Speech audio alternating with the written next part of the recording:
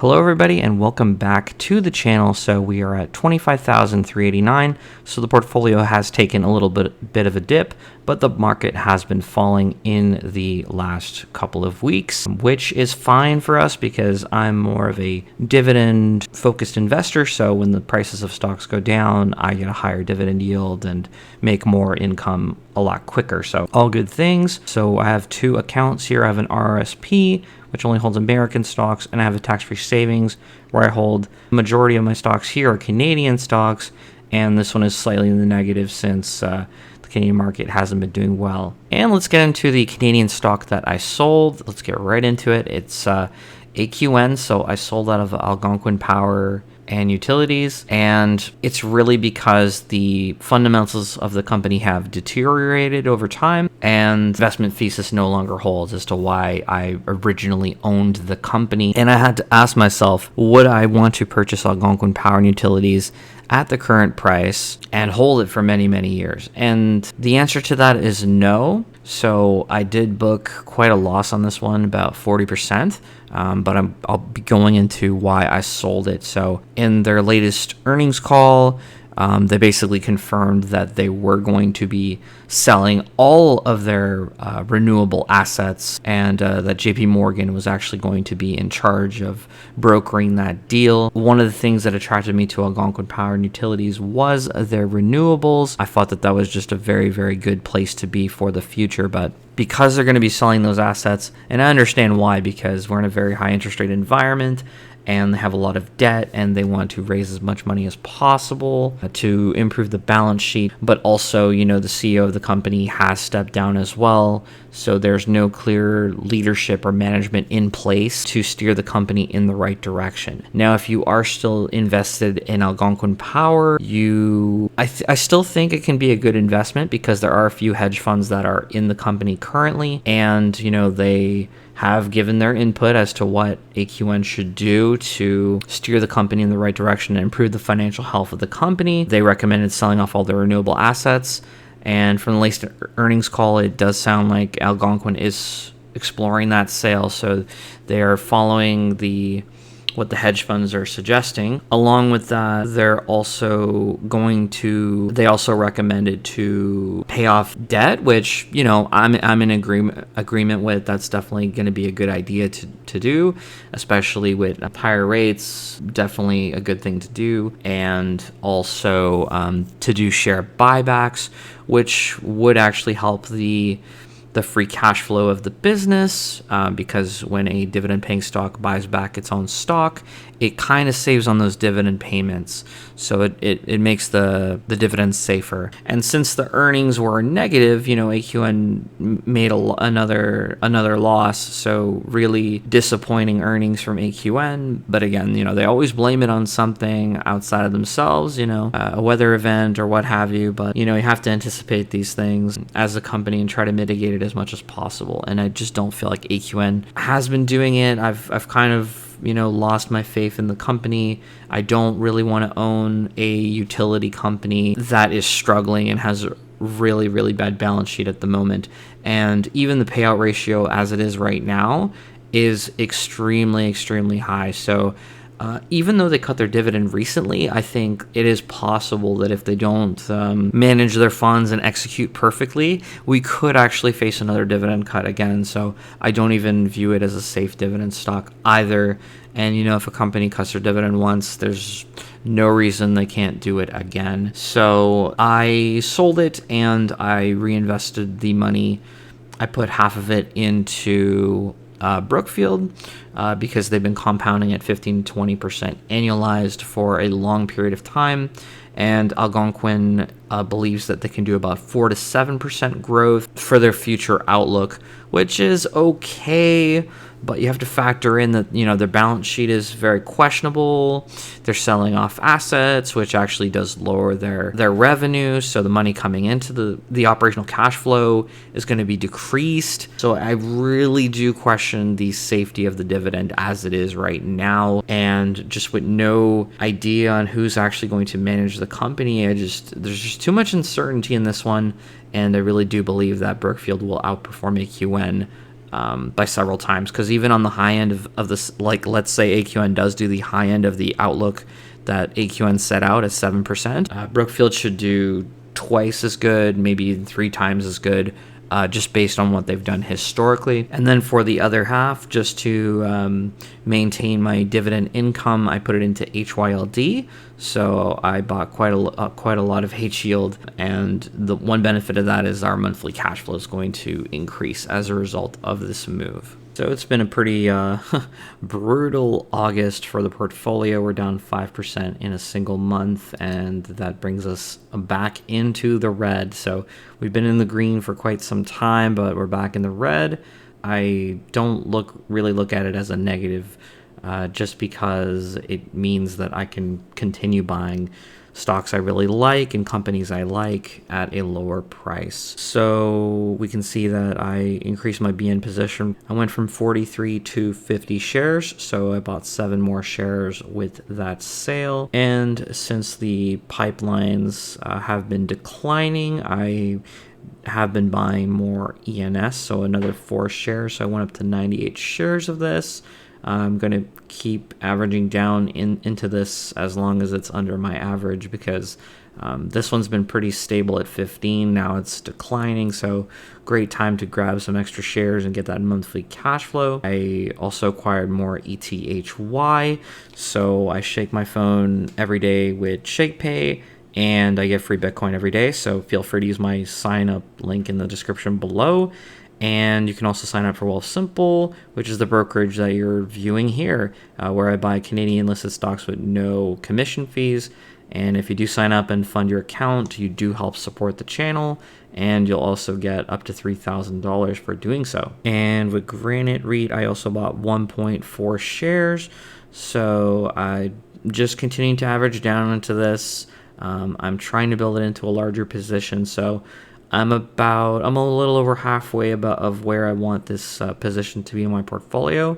So if it's going to stay down as real estate has been during this high rate environment, I'm going to continue buying more Granite REIT, as I do think it's undervalued at the moment. With H yield, I bought 27 more shares. So I redeployed my dividend into this one recently, getting 2 more shares. And I bought another 25, so 27 shares total, going up to 235.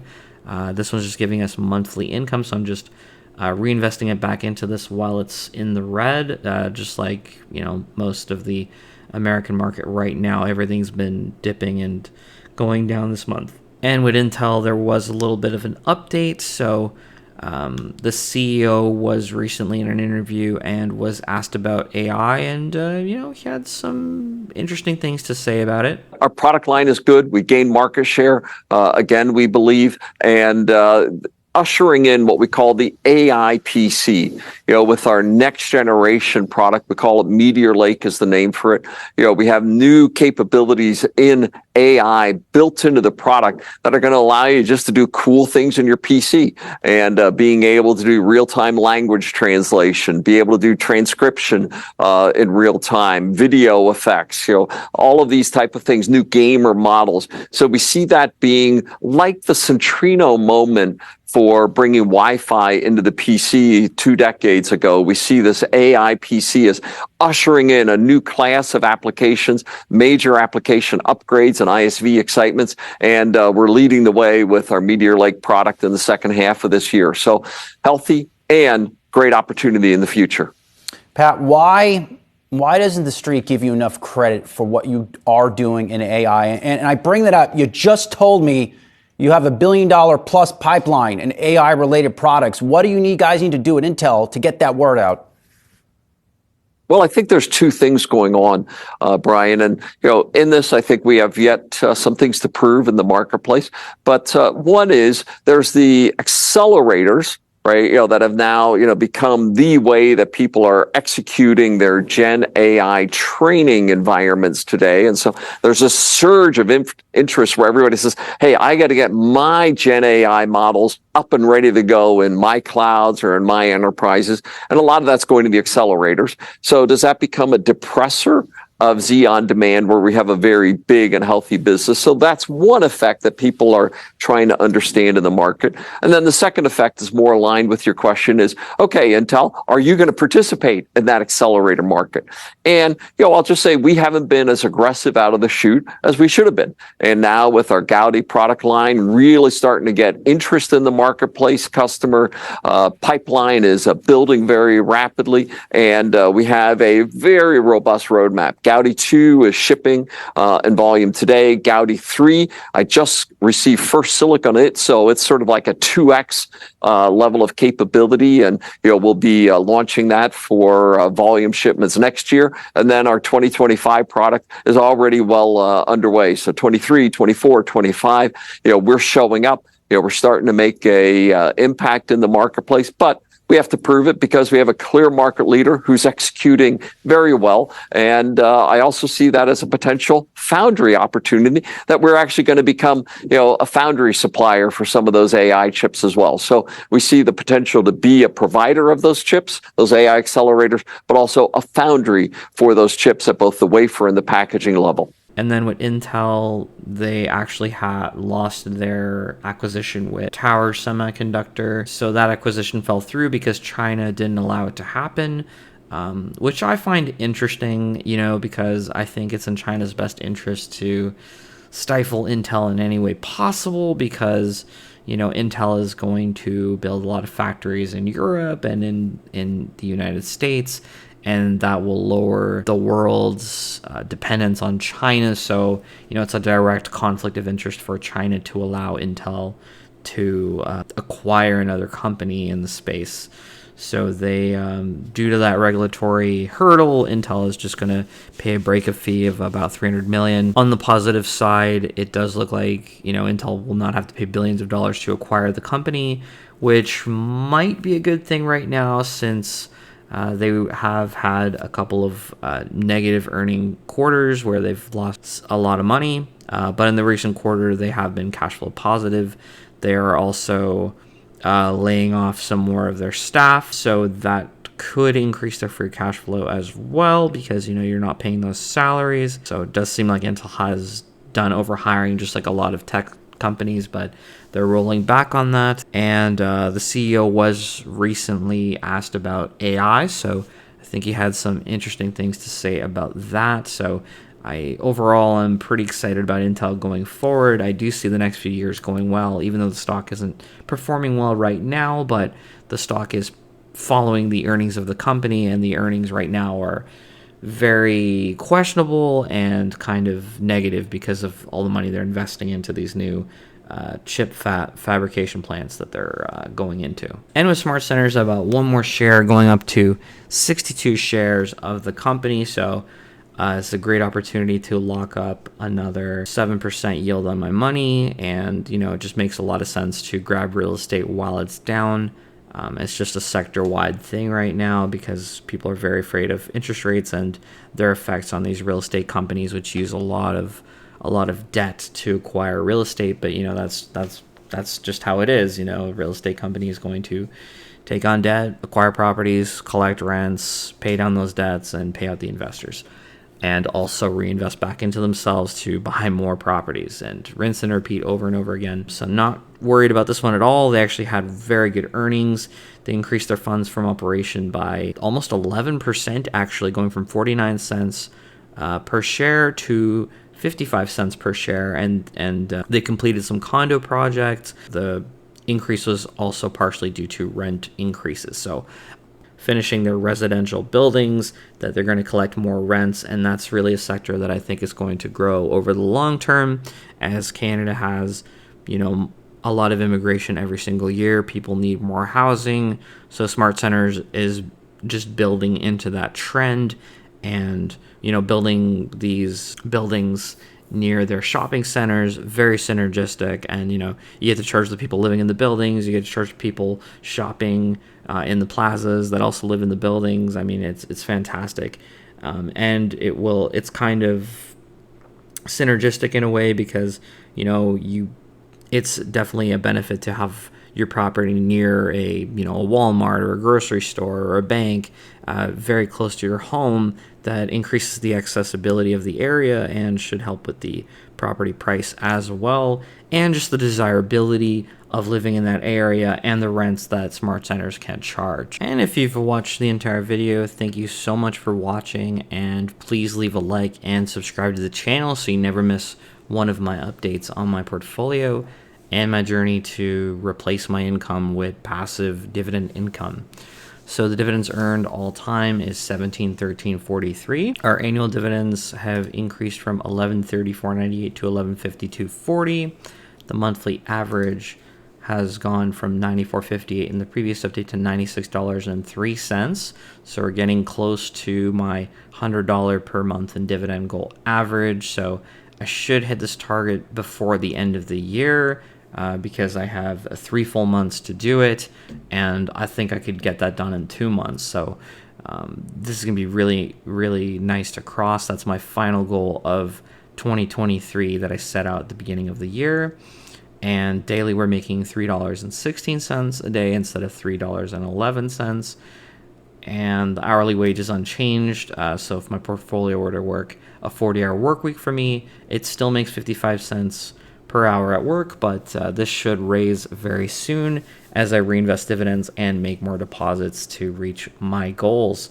And we can see here that 2023 dividends are closely approaching what I earned in 2022 and should eclipse them very, very soon. 1 more month and this should actually beat all of 2022 and really decimate 2021, where I really didn't make much dividend income. So I am seeing the process from month to month, and July was our biggest month ever at $156.54. And we can see back in April and January, we were only at 112 and 110 respectfully. So there's definitely some nice progress being made in the portfolio, even though the capital appreciation isn't there right now due to the market downturn.